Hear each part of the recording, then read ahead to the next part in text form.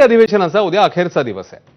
या अधिवेशनात लोकोपयोगी कामांवर किती चर्चा झाली याचा उहापोह होईलच, मात्र आजचा दिवस गाजला तो उपमुख्यमंत्री एकनाथ शिंदे आणि ठाकरेंच्या शिवसेनेच्या आमदारांमध्ये उडालेल्या खटक्यामुळे। 293 अन्वये विविध मुद्द्यांवर एकनाथ शिंदेंनी दिलेल्या उत्तरावर विरोधकांनी आक्षेप घेतलाय।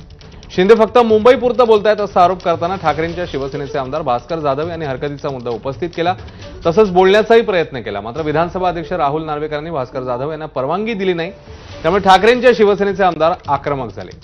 दुसरीकडे लिंबूला टाचण्या टोचतात तसे हातवारे करत आदित्य ठाकरेंनी भरत गोगावलेंना डिवचण्याचा प्रयत्न केला, त्यामुळे सत्ताधारी देखील आक्रमक झालेले पाहायला मिळाले। कसं होतंय राईट टू रिप्लाय जो व्यक्ती चर्चा तर एकनाथ शिंदेंनी 293 अन्वये उत्तर देताना ठाकरेंच्या शिवसेनेवर कसा निशाणा साधलाय आणि पलटवार करताना भास्कर जाधवांनी कोणतं टीकास्त्र जोडलंय तेही बघूया।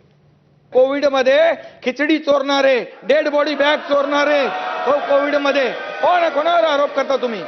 कोविड सेंटर जिथे डॉक्टर नाहीत, जिथे पेशंट नाहीत, त्याच्यावर पैसे काढले। रस्त्यावर रस्ता बनवणारा कॉन्ट्रॅक्टर, कपड्याचा व्यापारी, त्याला कोविड सेंटर बनवायला दिलं। अरे आम्ही तर डीप क्लीन ड्राईव्हने रस्ते धुवायला गेलो, तुमच्या लोकांनी तर त्याच्या तिजोऱ्या धुतल्या आतापर्यंत। एकनाथराव म्हणाले की कोरोनाच्या काळामध्ये खिचडीमध्ये घोटाळा केला, खिचडीमध्ये घोटाळा करण्याचा ज्याचा कॉन्ट्रॅक्ट ज्याच्या नावावर आहे तो त्या ठिकाणी संजय माशिलकर हा आता एकनाथराव शिंदेच्या पक्षामध्ये आहे, स्वतःच्या खात्यात आहे आणि त्यांच्या खात्यात आहे आणि तो त्यांचा पदाधिकारी आहे। त्या माणसावर कुठली कारवाई नाही। काही लोकांनी याच्यामध्ये म्हटले की मराठी माणसासाठी काय केलं, मराठी माणसांना काय केलं, मराठी माणसांच्या नावाने आज गळे काढतायत। मी एवढंच सांगतो की गेल्या अनेक वर्षात मुंबईतला मराठी माणूस हा मुंबई बाहेर का फेकला गेला याचा विचार करण्याची गरज आहे, आत्मपरीक्षण करण्याची गरज आहे। हे काय फुशारत्या मारतात? अटल सेतू आम्ही बांधला, अटल सेतू यांच्या कारकिर्दीमध्ये झाला। 1963 सालापासून अटल सेतूचा या ठिकाणी इतिहास आहे। काय तुमची लायकी आहे, काय तुमच्या याच्यामध्ये कर्तृत्व आहे? तुम्ही या ठिकाणी कोस्टल रोड आदो वर्ली शिवलिंग बांधला म्हणून सांगता, हे तुम्ही बांधला? तुमच्या याच्यामध्ये कर्तृत्व काय आहे? मुठसूड उद्धव बाळासाहेब ठाकरेंच्यावर आरोप करायचे, त्यांनी काही केलं नाही। अरे लाजा वाटल्या पाहिजेत तुम्हाला। आज विधानसभेमध्ये एकनाथ शिंदेंनी मिठी नदी घोटाळ्यावरून बोलताना ठाकरेंच्या शिवसेनेला इशारा दिला, पाहूया। मध्ये मिठीतला गाळ कोण काढतोय? कोण आहे कॉन्ट्रॅक्टर?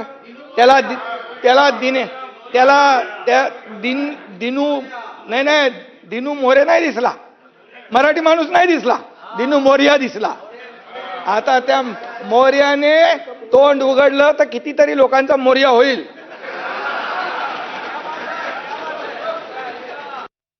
बोलताना आरोप करताना असे आरोप करा कि जो शीशे के घर में रहता है वो दूसरे के घर पे पत्थर नहीं फेंका करता।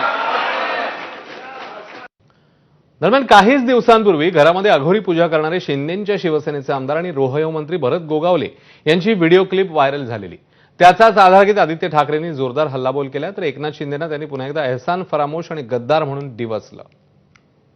जे गद्दार उपमुख्यमंत्री म्हणून बसलेले आहेत, एवढे एहसान फरामोश नमक हराम व्यक्ती मी पाहिली नाहीये, एवढी निर्लज्ज व्यक्ती मी माझ्या आयुष्यात पाहिली नाहीये। जिथे जिथे भ्रष्टनाथ मिंदेंनी हात घातलेला आहे, मग ते रस्ते असतील कुठेही असेल, सगळीकडे ह्यांनी पैसे काढण्याचं काम केलेलं आहे, बाकी काही केलं नाहीये। नगर विकास खात्यात असेल किंवा समृद्धीमध्ये असेल, जे काही घोटाळा केला, ईडी यांच्या घरापर्यंत पोहोचली म्हणून ह्यांना पळून जायला लागलं सुरतला, वॉशिंग मशीनमध्ये ह्यांनी उडी मारली। आरोप करताना उद्धव साहेबांवर असेल किंवा आमच्या पक्षावर असेल, थोडी तरी लाज बाळगा। हातवारे म्हणजे मी सरळ पण तुम्हाला सांगतो, तुम्हाला सगळ्यांना माहिती आहेत, परवाकडे जे काही चड्डी बनियन गँगचे व्हिडिओ आले त्याच्यात एक ते काय बोंब बट स्वाहा टाचणी किंग, हे केलंच मी, टाचणी किंग आहेत ते, करायची कारवाई करा, माझ्यावर कारवाई। राज ठाकरेंसोबत विजयी मेळावा घेताना उद्धव ठाकरेंनी एबीपी माझाच्या टॅगलाईनचा आधार घेत कार्यकर्त्यांना आवाहन केलं होतं, तर आज उद्धव ठाकरेंना उत्तर देताना विधान भवनात उपमुख्यमंत्री एकनाथ शिंदेंनी उघडा डोळे बघा नीट असं म्हटलं, बघूया। एबीपीचं होतं ना, उघडा डोळे बघा नीट, डोळे उघडलेत, पण आता जर का डोळे उघडले नाही तर पुन्हा कधी उघडण्याची वेळ येणार नाही, कायमचे मिटून जातील। आत्ताच डोळे उघडा, आत्ताच जागे व्हा, आणि आता आलेली जाग जर का जाणार असेल तर मग मात्र स्वतःला मराठी आईची मुलं म्हणू नका, अजिबात म्हणू नका।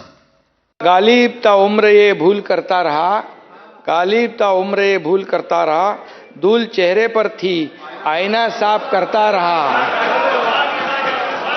आणि इथं तुमच्या डोळ्यामध्ये धूळ आहे आणि म्हणून धूळ साफ करा. डोळ्यावरची स्वतःची फसवणूक करून घेऊ नका. जरा उघड्या डोळ्यांनी बघा. उघड्या डोळे बघा नीट, तर आपल्याला दिसेल महाराष्ट्र नीट.